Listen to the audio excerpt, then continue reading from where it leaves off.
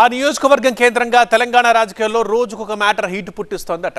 ఇప్పుడు మరొక రాజకీయ రాకడ రాజుకుందట. అక్కడే కేంద్రీయ విద్యాలయం భూమి విషయంలో ఎమ్మెల్యే వర్సెస్ ఎంపీగా వివాదం షురు అయిందట.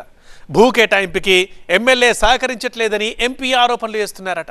ఇక ఎమ్మెల్యే వైఖరిపై విపక్ష పార్టీ కార్యకర్తలు ఆందోళన కూడా నిర్వహించారు. కేంద్రీయ విద్యాలయానికి తాము 10 ఎకరాలు అడుగుతుంటే ఎమ్మెల్యే 2 ఎకరాలే ఇస్తామంటూ విద్యాలయం రాకుండా అడ్డుకుంటున్నారని విపక్ష నేతలు ఆరోపిస్తున్నారు. ఇదే విషయంపై ముఖ్యమంత్రికి కూడా ఎంపీ లేఖ రాశారు. ఇంతకీ ఏదా నియోజకవర్గం, ఎవరా ఎంపీ, ఎవరా ఎమ్మెల్యే?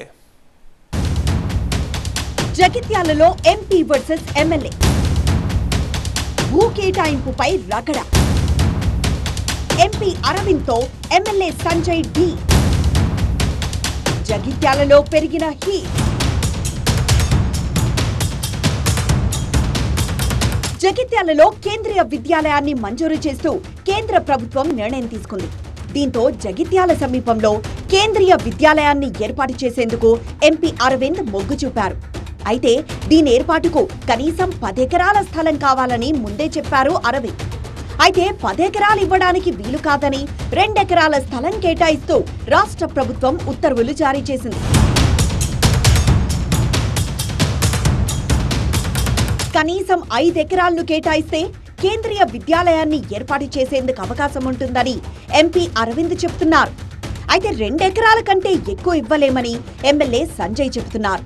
10 ఎకరాల భూమిని ఇంటిగ్రేటెడ్ స్కూల్కి ఇస్తే అందరికీ ఉపయోగపడుతుందని అరవింద్ అంటున్నారు.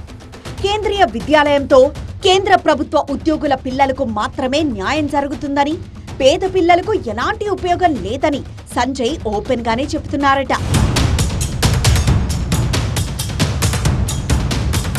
ఇది కాస్త సీరియస్ ఇష్యూగా మారిపోయింది. కేంద్రీయ విద్యాలయానికి సరిపడా భూమి కేటాయించాలని, లేకపోతే నిరాహార దీక్ష చేస్తానని ఎంపీ అరవింద్ ప్రకటించారు. అయితే దీక్షకు అనుమతి లేదని పోలీసులు నిరాకరించారు. ఈ క్రమంలో అరవింద్ వర్సెస్ సంజయ్ అన్నట్లుగా మాటల యుద్ధం మరింత రాజుకుందట. ఇక నుంచి జగిత్యాల కేంద్రంగానే తన పర్యటన ఉంటుందని, ఎమ్మెల్యే సంజయ్ ఏం చేస్తారో చూస్తాను అంటూ ఘాటుగా కామెంట్ చేశారు అరవింద్.